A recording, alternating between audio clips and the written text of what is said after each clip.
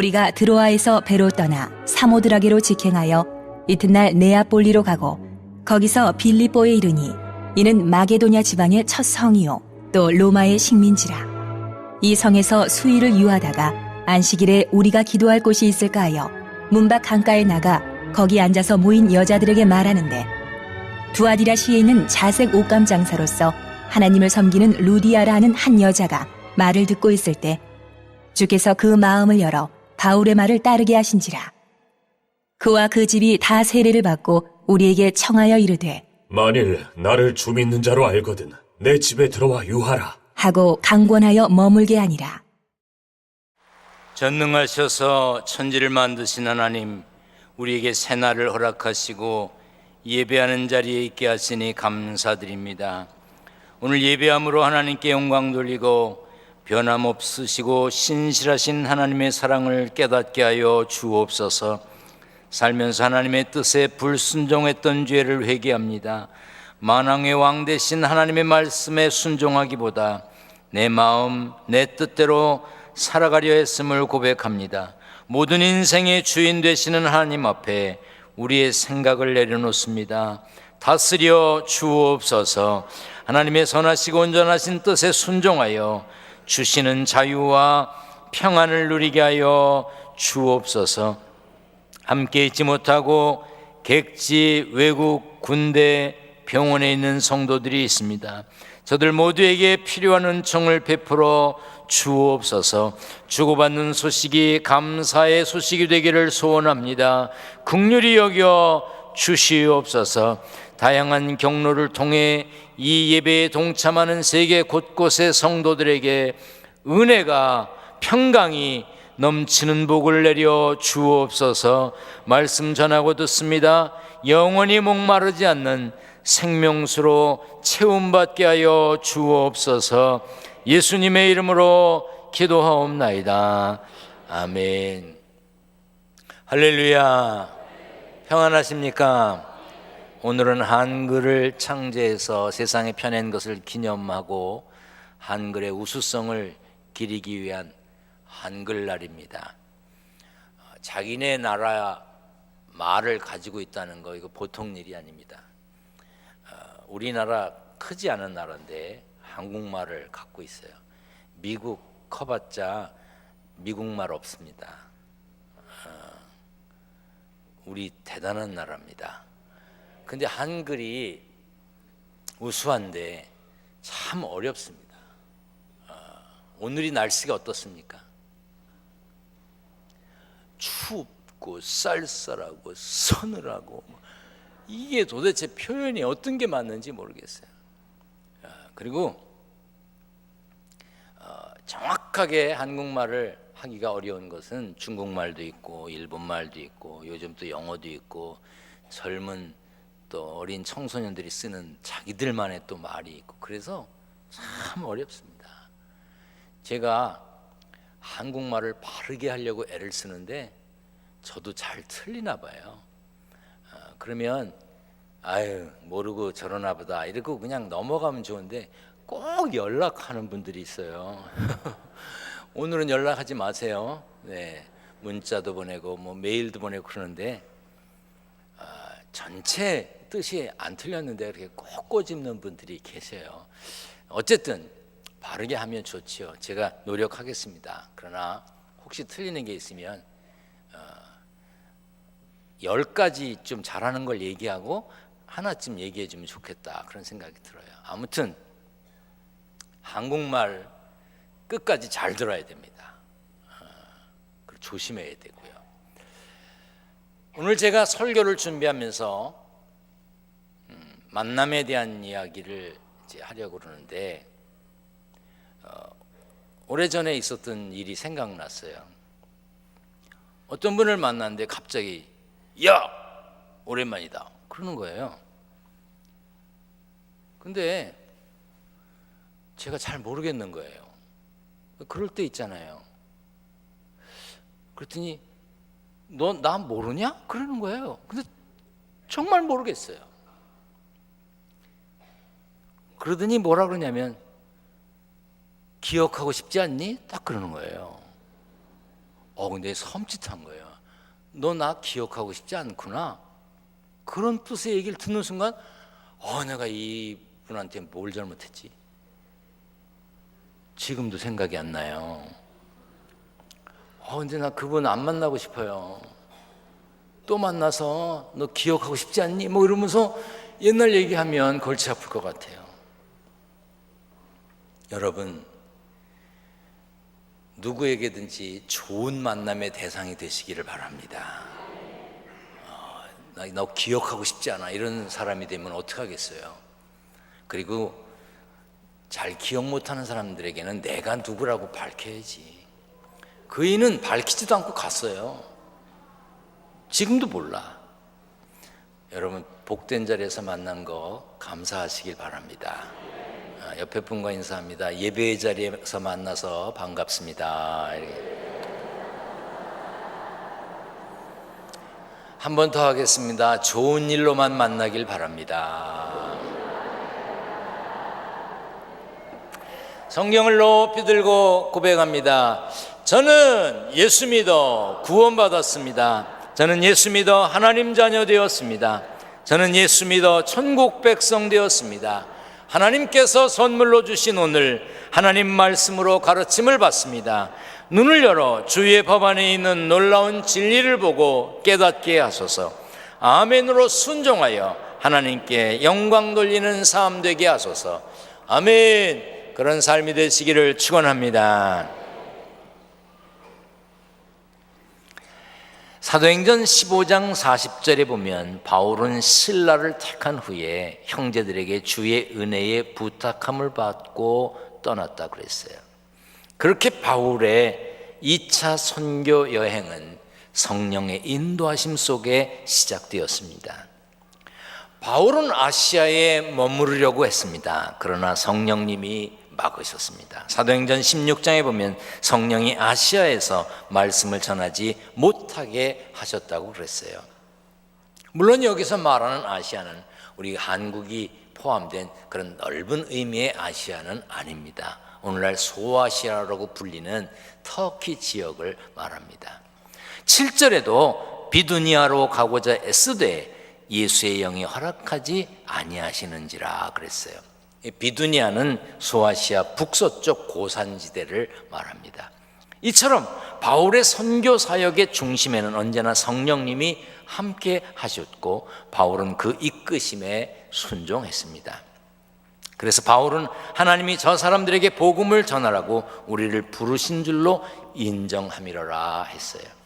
믿음의 사람 누구나 가르치시고 생각나게 하시는 성령님의 이끄심에 순종해야 합니다. 요한복음 14장 16절에 보면 내가 아버지께 구하겠으니 그가 또 다른 보혜사를 너희에게 주사 영원토록 너희와 함께 있게 하리니 그랬어요. 여기서 보혜사는 문자적으로 도움을 베풀기 위해 곁으로 부름받은 자라는 뜻이 있어요. 성경에는 위로자 혹은 중보자, 돕는 자, 상담자, 탄원자라는 의미로 사용되었어요. 그런데 쉽게 운동 경기에서 코치와 같은 존재를 말합니다. 히브리서 12장 1절 말씀에 따르면 예수 믿는 우리는 세상에서 믿음의 경주를 하는 하늘나라 대표 선수입니다. 하늘나라까지 달려가는 하늘나라 대표 선수예요.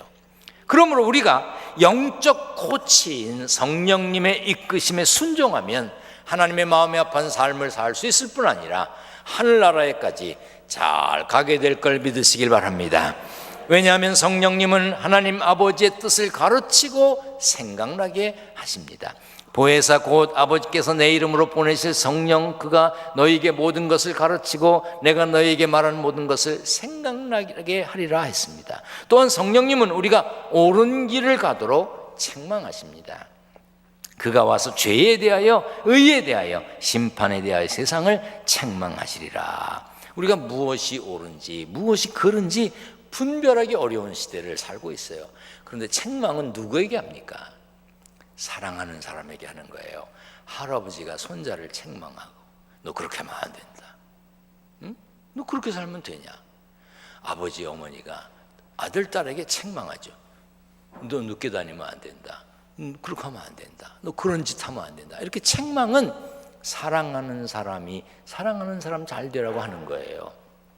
성령님의 인도를 구하면 우리는 선과 악을 분별하기 어려운 세상에서 그것을 분별하며 바르게 살 수 있습니다. 또한 성령님은 우리를 진리로 인도하십니다. 그러나 진리의 성령이 오시면 그가 너희를 모든 진리 가운데로 인도하시리니 그가 스스로 말하지 않고 오직 들은 것을 말하며 장래일을 너희에게 알리시리라 했어요. 우리가 성령의 이끄심대로 살면 참 자유와 진리 안에서 살 수 있는 것입니다. 그러므로 언제나 가르치고 생각나게 하시는 성령의 인도하심을 따라 사는 일에 최선을 다하시길 바랍니다. 오늘 거룩한 주일입니다. 아침에 눈을 떴습니다. 아, 주일이지, 교회에 가야 되지 생각나게 하셨어요.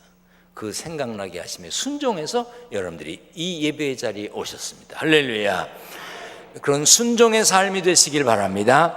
사도행전 16장 9절에 보면 밤에 환상이 바울에게 보이니 마게도냐 사람 하나가 서서 그에게 청하여 이르되 마게도냐로 건너와서 우리를 도우라 하거늘 이라는 말씀이 있어요. 바울은 환상을 통해서 하나님의 음성을 들었습니다. 그래서 마게도냐로 향했어요. 여기서 넓은 뜻이라고 하는 이 마게도냐는 현재 그리스 북부 지방을 가르치는데 그 당시로 그냥 일반적으로 유럽을 말합니다.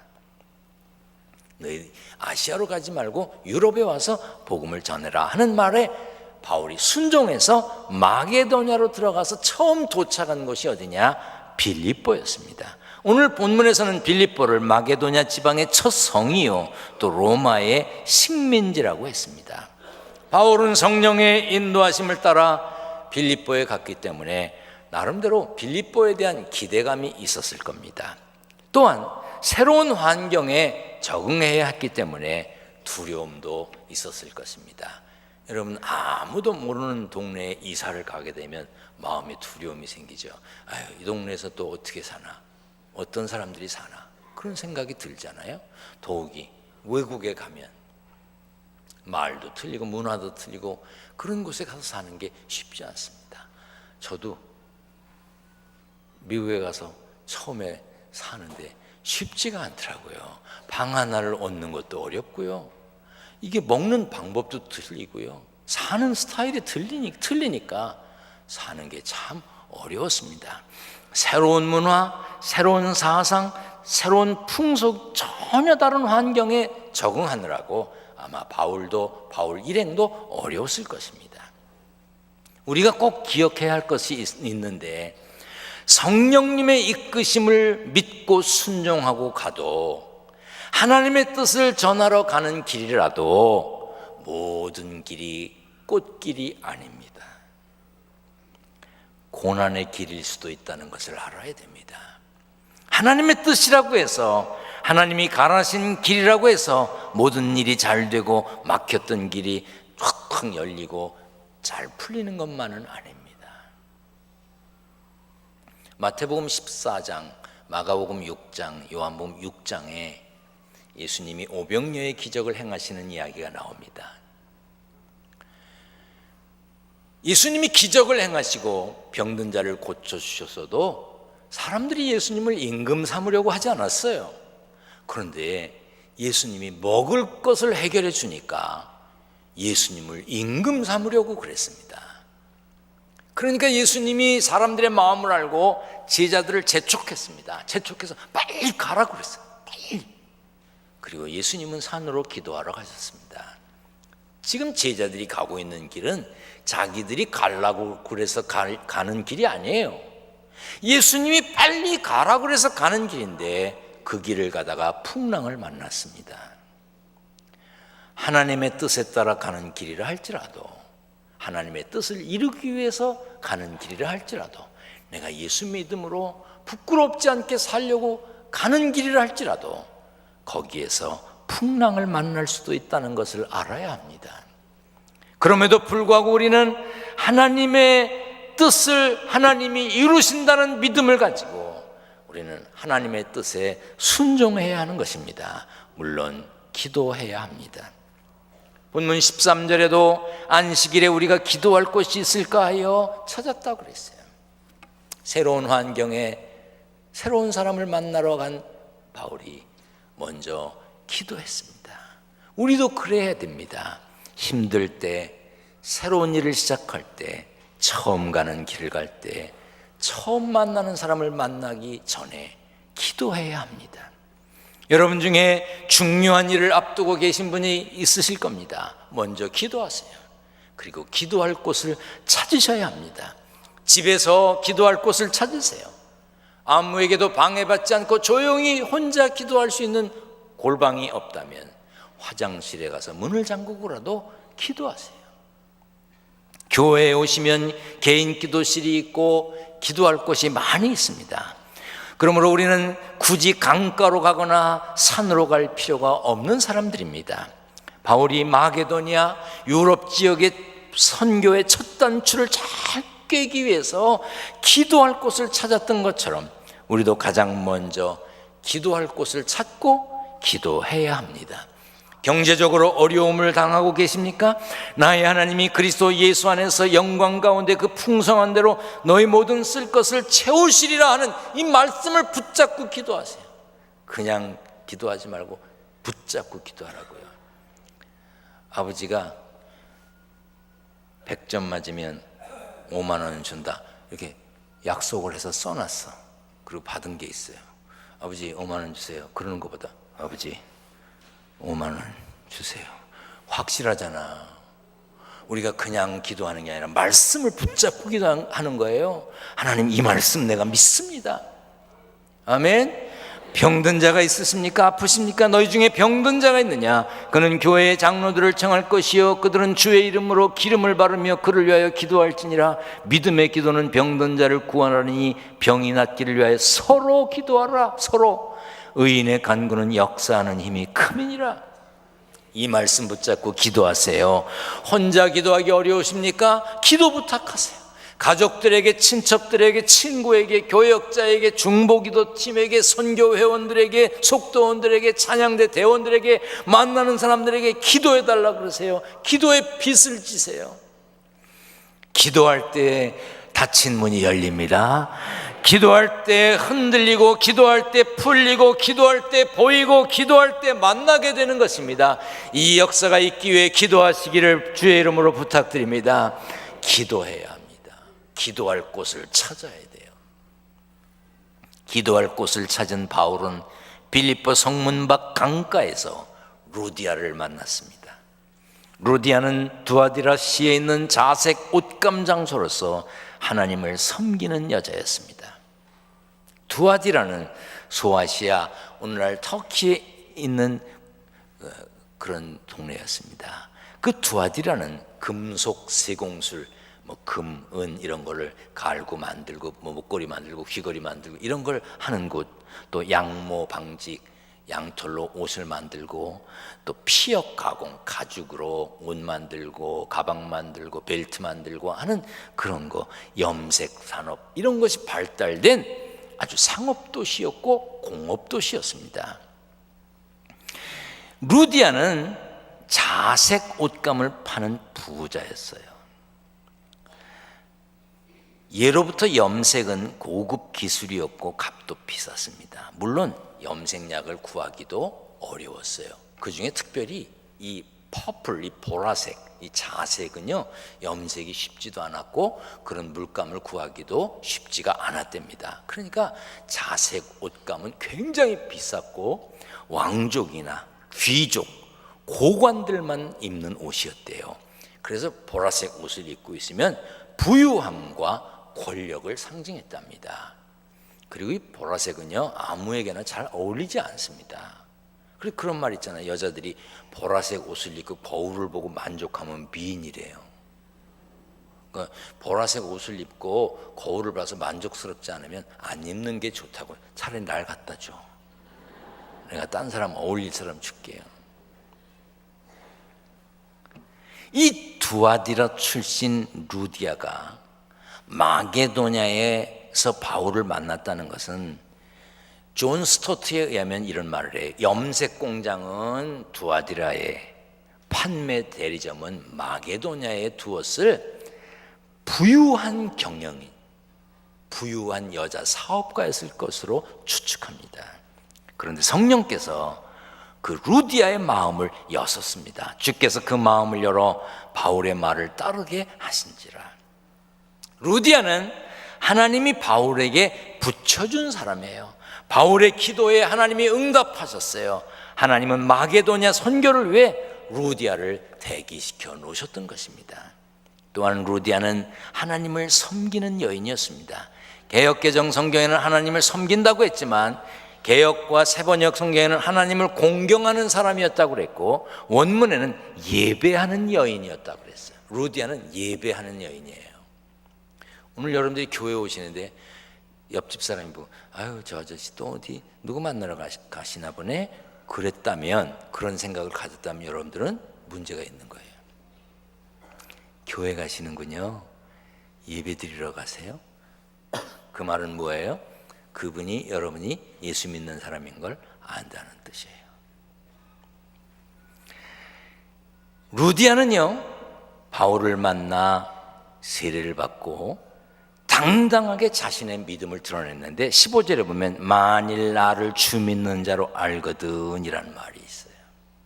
나는 예수 믿는 사람인데 만일 나를 주 믿는 자로 알거든 이런 말은 당당하게 난 예수 믿는 사람입니다 하는 걸 드러냈다는 뜻입니다. 세례를 받았는데도 직분을 받았는데도 세상 사람을 만나면 숨기는 분들이 있죠. 집사님 그러면 아이고 왜 집사라 그래.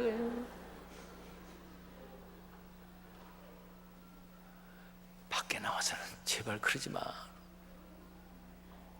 권사라는 이름으로 불리는 거, 장로라고 불리는 거, 심지어 목사님 그래도 나와서는 그렇게 부르지 마. 여러분 세례 받은 게 부끄러우십니까? 직분 받은 게 부끄러우세요? 숨기고 싶으십니까? 왜 숨겨요? 숨기려면 이유가 있는 거예요. 손해볼 것 같습니까? 밝혀지면 부끄러우신가요? 부끄러워하지 말고 두려워하지 말고 루디아처럼 예수 믿는 사람인 걸 드러내고 신앙생활 하시길 바랍니다. 드러내고 신앙생활 해야 돼요. 그리고 루디아는요 대접할 줄 아는 마음을 가진 여인이었습니다. 성경에 보면 바울 일행을 강권해서 자기 집으로 초대했어요. 유대인들은 이방인들로부터 환대받는 것을 강하게 금지했습니다. 또한 여성의 집이었기 때문에 루디아의 집에 가는 것이 쉽지 않았을 것입니다. 그런데 루디아가 강권했어요. 유진 피터슨이 번역한 메시지 성경을 보면 15절 마지막을 이렇게 번역하고 있습니다. 우리는 주저했으나 그녀는 절대로 우리의 거절을 받아들일 태세가 아니었다. 그만큼 하나님의 말씀을 전하기 위해 멀리 온 사람들을 대접하려는 마음이 강했다는 거예요. 여러분도 루디아처럼 복음을 전하는 사람에게, 선교사에게, 목회자에게 힘을 더하는 신앙인이 되시길 바랍니다. 강권하게 대접할 마음을 갖지는 못한다 할지라도 힘을 빼지는 말아야 됩니다. 루디아는 복음을 전하기 위해 온 바울에게 힘을 주기 위해서 쉴 곳을 제공해 주었어요. 먹을 것을 제공해 주었습니다. 성경학자들은 바울에게 세례를 받아 그리스도인이 된 루디아가 고향 두아디라에 교회를 세웠을 것으로 추정합니다. 왜냐하면 두아디라 교회는 요한계시록에 나오는 소아시아의 7교회 중에 하나거든요. 이처럼 루디아는 하나님의 일을 잘 감당한 믿음의 여인이었습니다. 여러분 인생에 중요한 일을 앞두고 계십니까? 낯선 곳에서 어떤 사람을 만날지 두려우십니까? 일이 잘 될지 걱정되십니까? 먼저 기도할 곳을 찾으시고 기도하세요. 그러면 하나님께서 예비해 주신 바울에게 있어서 루디아 같은 사람을 만나는 복이 있을 것입니다. 아멘. 우리가 기도하면 여러 가지 방법으로 하나님이 응답하시고 때로 어떤 것은 응답하시지 않는 응답도 있지만 사람을 만남으로 해결되게 하시는 역사가 많습니다. 그러므로 만남의 복이 있어야 합니다. 여러분 자신도 만남의 복이 있어야 되지만 여러분들의 자녀들도 만남의 복이 있어야 됩니다. 친구를 잘 만나야 되고 선생님을 잘 만나야 됩니다. 사업을 하는 사람은 파트너를 잘 만나야 됩니다. 만남의 복이 있어야 돼. 여러분 만남의 복을 위해 기도하시길 바랍니다. 바울은 루디아를 만났어요. 기도함으로 하나님이 응답해 주셨어요. 저는 어디든지 가면 만남의 복에 대한 이야기를 많이 합니다. 나는 만남의 복이 있는 사람이에요. 그렇게 보이지 않으세요? 나는요 아무리 생각해봐도 만남의 복이 많아요. 저는 기둥교회에서 목회하는 것을 얼마나 감사하게 생각하는지 몰라요. 기둥교회 좋은 교회예요. 좋은 목회자들이 있고 좋은 장로님들이 계세요. 좋은 성도들이 있어요. 가끔 삐뚤기가 좀 있기는 하지만 대체적으로 기둥교회 좋습니다. 나는 누구를 만나든지 기둥교회 자랑합니다. 그래서 어떤 목사님 그래요. 지금 고만하래. 그런데 자랑은요 고만하란다고 되는 게 아닙니다. 저는요 여러분들이 저를 만난 걸 감사히 여기길 바랍니다. 난 이렇게 뻔뻔해. 만남의 복이 있어야 돼. 우리가 기도하는 자리를 찾으면 하나님이 만남의 복을 허락해 주신다 이 말이에요. 여러분도 성령의 인도하심을 따라 살고 예수 믿는 것을 부끄러워하지 아니하고 기도하며 준비하면 하나님께서 때를 따라 필요한 사람을 만나게 하실 줄 믿습니다.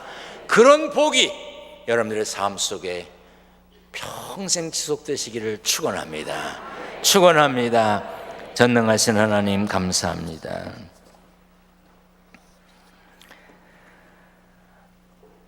예수 믿는 우리들 기도하는 자리를 찾게 하여 주옵소서. 힘들고 어려운 일을 앞에 두고 두려워 떠는 자가 아니라 기도할 곳을 찾고 기도하는 사람들 되게 하여 주옵소서. 세상에 살면서 열심히 살았습니다. 땀 흘렸습니다. 때로는 눈물 흘리고 때로는 목숨을 걸어가며 돈을 벌었습니다. 그렇게 애써서 벌은 돈 중에 11조를 구별합니다. 건축원금, 선교헌금, 일천번제물, 감사헌금 여러 가지 제목으로 예물을 드립니다. 봉투봉투마다 적힌 이름들, 기도 제목을 하나님 기억하여 주옵소서. 물질 때문에 죄와 타협하지 않게 하시고 일용할 양식 때문에 눈물을 흘리는 성도들 없도록 하나님 지켜 주시옵소서. 우리 주님 예수 그리스도의 이름으로 기도하옵나이다. 아멘.